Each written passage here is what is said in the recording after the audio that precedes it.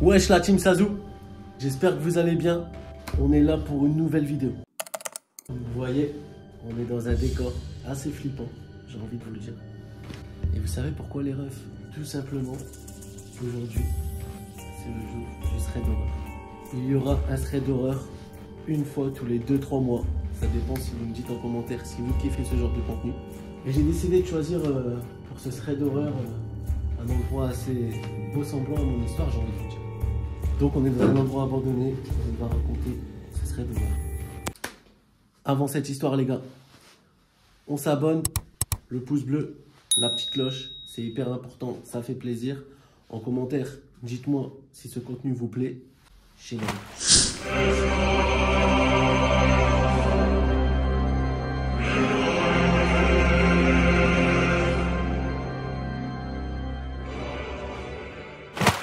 Je vais raconter l'histoire de Léa. Léa a 18 ans.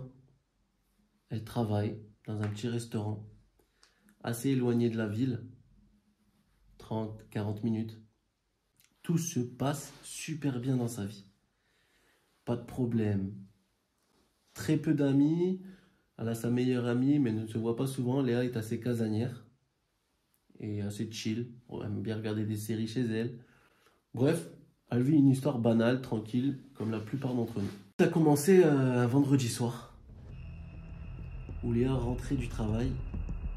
Et elle a passé une journée assez éprouvante. Elle décide de se poser dans le canapé, petite série Netflix, petite tablette de choco. Une soirée banale. Sa mère lui propose de venir avec elle chez des amis à eux. Et Léa elle répond que non, qu'elle est fatiguée, qu'elle a besoin de se reposer, qu'elle a passé une très grosse journée et que ça sera pour une autre fois. Sa mère lui dit « Ok, pas de souci. Reste à la maison, repose-toi, c'est pas grave, on se voit tout à l'heure. » Malheureusement, Léa n'aurait jamais dû refuser ce moment-là. Il était dans les environs de 17h15 quand elle a commencé à entendre un sifflement dans la rue.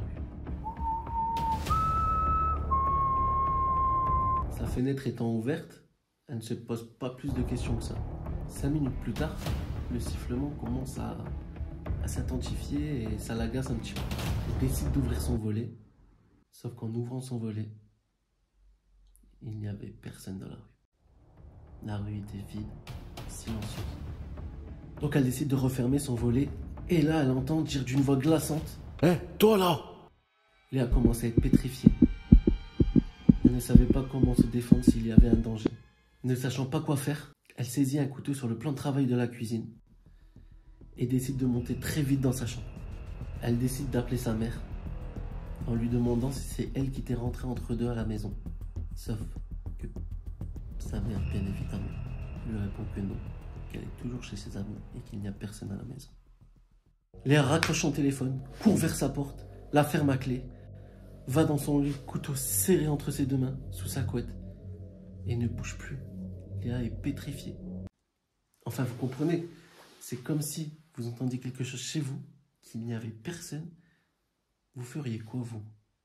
D'ailleurs, dites-moi dans les commentaires, dans cette situation, vous feriez quoi? Sa mère rentre enfin à la maison. Mais Léa, le seul problème qu'elle a, c'est qu'elle ne sait pas comment lui expliquer ce qui vient de se passer. Sa mère commence à faire à manger, ses habitudes, et elle mange. Toujours pétrifiée et se pose toujours la question de qu'est-ce qui s'est passé. La soirée prend fin. Lendemain matin, 6h15 du matin, il fait encore nuit dehors. La pluie tape fort contre les fenêtres. Son beau-père n'ayant pas le permis, doit aller au travail. Sa mère décide de le conduire. Donc Léa se retrouve seule. Léa dort toujours, paisiblement. Les parents quittent le domicile. Et à peu près 3-4 minutes après, elle entend le même sifflement que la veille. Léa se réveille en panique. Elle ne pouvait plus bouger. Terrifiée dans son lit, elle se dit ça recommence. Léa entend le sifflement se couper d'un coup. Et là, la porte d'entrée, elle entend frapper très très fort. Léa en pleurs, prend son téléphone et appelle sa mère. Mais sa mère est sur la route et elle ne peut pas répondre. Léa commence à comprendre qu'elle est fortement en danger dans cette maison. Elle se précipite vers sa porte, la ferme à clé et éteint toutes ses lumières. Se cache dans son dressing. Et là, elle sent le froid envahir la maison, monter jusqu'à sa chambre. Et elle entend des bruits dans les escaliers, comme des pas. Elle voit la poignée aller de haut en bas. Tout à coup, sa porte cède, elle fait un sursaut. Et là, dans la petite rayure de son dressing, ne voit personne. Personne n'est rentré dans cette putain de chambre. Léa se demande ce qui se passe, elle est pétrifiée, elle est en pleurs, elle est blanche. Quand 5 minutes après, toujours cachée bien évidemment, elle entend sa mère en bas des escaliers lui crier. Léa, pourquoi la porte d'entrée était ouverte? Mais Léa ne sait toujours pas comment expliquer ce qui vient de se passer, sachant qu'il n'y avait personne dans cette maison. Les amis, c'est la fin de mon histoire.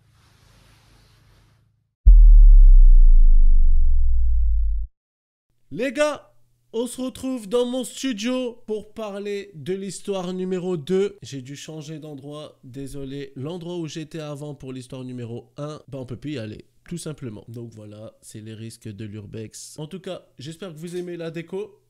Franchement, petite lumière rouge, petite lettre rouge, c'est pas pour les mêmes histoires. Aujourd'hui, on va parler d'un pique-nique en forêt. Les gars, je vais vous raconter l'histoire de Marion et Lucie qui décident d'aller pique-niquer en forêt. Mettez-vous sous votre couette, sous votre plaid, n'importe où vous êtes, écoutez cette histoire. Elle va vous glacer le sang. Et vous savez pourquoi? Parce que ce n'est pas une histoire paranormale. C'est une histoire vraie, les refs. Donc, c'est parti, let's go. C'était un samedi matin, tout à fait normal, vers 10h avec un très beau soleil. Deux meilleurs amis, Marion et Lucie, décident d'aller pique-niquer en forêt à côté d'une cascade. Non mais pourquoi vous décidez d'aller loin de la population? Vous pouvez aller dans un parc avec des gens, des enfants qui jouent, du monde autour de vous. Au moins, vous risquez rien. Non, Marion et Lucie décident de pique-niquer en forêt à côté d'une cascade, loin de tout le monde. Vous pouvez être en danger. Les filles, ne faites jamais ça. C'est moi qui vous le dis. Reprenons. Tout se passait pour le mieux. Elles venaient de terminer leur course et en rentrant, elles demandent à la mère de Marion de les emmener en forêt. La mère de Marion accepte et les emmène. En arrivant, Marion et Lucie entrent dans la forêt tandis que la mère de Marion décide de repartir à la maison. Après 3 courtes minutes de marche, les amis entendent des bruits étranges, mais rien de très précis. Plus elles continuent, plus les bruits s'intensifient. En arrivant vers la cascade, elles entendent des petits bruits de pas. Vous savez quand vous êtes en forêt, quand vous marchez, les petits bruits de pas, les craquements de branches, quand des animaux ils marchent dessus. Ah mais là, à moi, je cherche même pas à savoir si c'est un animal, si c'est un mec. Non, moi ce bruit-là me rend parano. Putain, mais pourquoi ils décident d'aller en forêt? Non! Oh! Continuons! Ce qui les effraya légèrement, sachant que c'était un endroit très isolé, puis elle voit une ombre partir en courant vers la direction opposée. Mais what the fuck? Moi je vois ça, crois-moi je suis déjà chez moi frérot. Petit saut de popcorn, petit coca bien frais chacal, petite série Netflix, bien au chaud. Je te le dis, je ne reste pas là-bas. Elles essayent d'oublier un peu ça et elles commencent à installer leur pique-nique. Puis Marion sent une odeur étrange, mais elle se dit que c'est tout à fait normal. Ah non, non, non, non Marion, c'est pas normal là. Là, odeur étrange, bruit de pas. À un moment, faut te poser des questions Marion, hein. Puis Marion remarque dans l'eau un gros sac en plastique. Bizarre, bizarre. Lucie et Marion comprennent rapidement que l'odeur dérangeante vient du sac. Elles étaient de plus en plus angoissées et elles décident de partir très rapidement. Alors en moins d'1 minute, elles avaient déjà fini de ranger toutes leurs affaires et elles partent très très vite. Ah bah enfin, moi ça fait longtemps que je suis chez moi, la série Netflix elle est presque terminée frérot. Hein. En repartant de la forêt, pendant que Marion appelle sa mère, Lucie entendit les bruits de pas. Alors les deux meilleures amies se mettent à courir. En sortant de la forêt, complètement essoufflées, elle voit la mère de Marion arriver. Merci la mère de Marion, t'es la boss, t'es la craque. Heureusement que t'es arrivée. En rentrant chez Marion, elles appellent la police. Et seulement 3 mois après, elles eurent enfin des nouvelles où elles découvrent une nouvelle qui leur a glacé le sang. Seulement 3 putains de mois après. Bravo la police, hein. Super. 3 mois après. Heureusement que la mère de Marion était là, hein. Je te le dis, frérot. C'était ouf. Ce samedi, elles ont échappé à un assassinat. L'odeur étrange du sac en plastique était en fait le corps poignardé d'une jeune femme de 28 ans. C'est chaud. Cette femme était maîtresse de CP. Son agresseur était le père d'un de ses élèves. Mais la raison du meurtre reste toujours inconnue. Les gars, cette histoire m'a glacé le sang. Je sais pas pour vous, je ne sais pas quelle est la cause de ce meurtre. Dites-moi en commentaire, d'après vous, pourquoi a-t-il fait ce meurtre? En tout cas les gars, j'espère que vous avez kiffé cette histoire. Je te mens pas frérot, elle est hard cette histoire. J'aurais pas aimé être à leur place. En même temps, tu vas pas pique-niquer dans une forêt loin de tout le monde. Comme j'ai dit au début de l'histoire, voilà. T'avais pas à être là, tout simplement. Les gars, les THS sera une fois tous les 2-3 mois sur ma chaîne. THS égale thread d'horreur de Sazu. J'espère que vous kiffez ce contenu. Moi, je vais pas vous mentir, je kiffe tout ce qui est autour de l'horreur. Thread d'horreur, film d'horreur, histoire paranormale, les jeux d'horreur. Les gars, d'ailleurs, mais quand vous vous abonnez à ma chaîne, mettez la petite cloche ou abonnez-vous à mon Insta juste ici. Je fais des lives où je joue. Mais des fois, on va jouer à des jeux d'horreur, les refs. Je vais pas niquer sa race. Je te le dis, je vais pas être bien, frérot. Donc voilà, si vous kiffez ce contenu, si vous kiffez mes vidéos, si vous me kiffez, mais ça on s'en fout, c'est plus le contenu que je donne. En tout cas, bombarde les pouces bleus, abonne-toi, mets la petite cloche, c'est hyper important, ça fait plaisir. Et voilà, vous êtes les boss, je vous aime, vous êtes des cracks, des craquitos. Je vous fais plein de gros bisous. Mouah. Et on se laisse là les BG. Allez, générique.